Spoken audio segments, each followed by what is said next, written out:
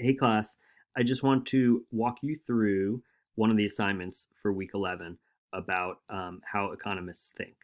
So, um, once you complete the first two assignments, which each have a reading and each have a writing task attached to them, the first one asking you to do a summary of a short article, the second one asking you to do Cornell notes of a short article. The third thing that you're going to do this week is do a little bit of research and work with some data around the place where you live in Philadelphia. And that's going to take place in this discussion thread. So if I click on the discussion thread, it says we're going to see how redlining has impacted our lives. And so there are two maps, and you're going to use the first map to find the section of Philadelphia where you live, and you're going to look at the information about your neighborhood. I want you to see what grade your neighborhood was given on the 1940 map and look at some of the descriptions of how your neighborhood was described. And I'm going to show you that in there. And then I want you to also just paraphrase any clarifying remarks or anything in the report that you think is important. So you're going to basically summarize what you find out about your neighborhood in that interactive map. And then the second step is going to be to use a second interactive map, and you're going to look at the 2010 census results for your neighborhood. Okay. So what we're hoping to see is what has changed or stayed the same in our neighborhood from 1940 to 2010. Okay. Do the same people live there? Has the income changed much? And what might have caused that to things to stay the same or to change? Okay. So first thing I'm going to do is click on this map. This is called Mapping Inequality, Redlining in New Deal America. And it shows you um, the four grades that an area can get. And then if you look at the map, you'll see a color-coded map that gives each neighborhood, each zip code, its own grade, kind of, okay?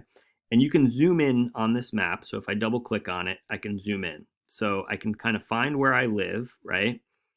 And let's just go with A5, right? And this is a section of the city that has an A grade, okay? And this pop up here on the side is going to summarize the information that's on this white page here. So you don't have to worry so much about this white page because it's all kind of summarized here. And so it tells you what's good about the neighborhood. It has good transportation. It's a very desirable residential section, well restricted wooded section, right? So it's not hiding at all the fact that it's describing the neighborhood as restricted. In other words, restricted in who can live there and who has access to it. And then it will describe the types of the people who live there, right? White collar class. So this is mostly educated families, probably from the white collar class. Um, it tells you family income. It also will give you information on if foreign born people are living there, if black people are living there. And this was, they were making no attempt to hide that this was part of how they were evaluating a neighborhood in 1940 on whether or not people in that neighborhood would qualify for mortgages. Okay, so this sort of information is what informed the practice of redlining. It goes on to explain the types of buildings and some history about sale values in the neighborhood. So I want you to kind of look at this, and here's the clarifying remarks, right? So this is a German American population, Broad Street. Properties are not typical of section as a whole.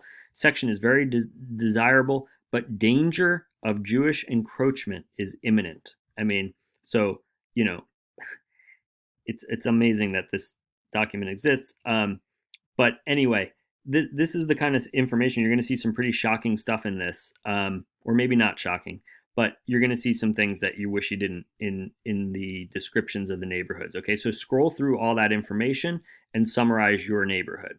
Okay, and then once you've completed that, you're going to go to the second interactive map. Okay, and this map is you're going to have to um, let's just say we'll do a search. We'll do it to Philadelphia. Okay. And it should zoom me in, I think, that way. Yeah. So this gets me zoomed into Philadelphia, right?